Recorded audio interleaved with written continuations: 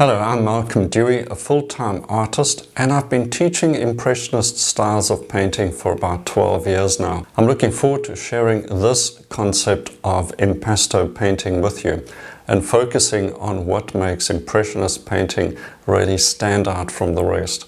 Impasto is so important that we have to focus on it and become more comfortable with using thick layers of paint.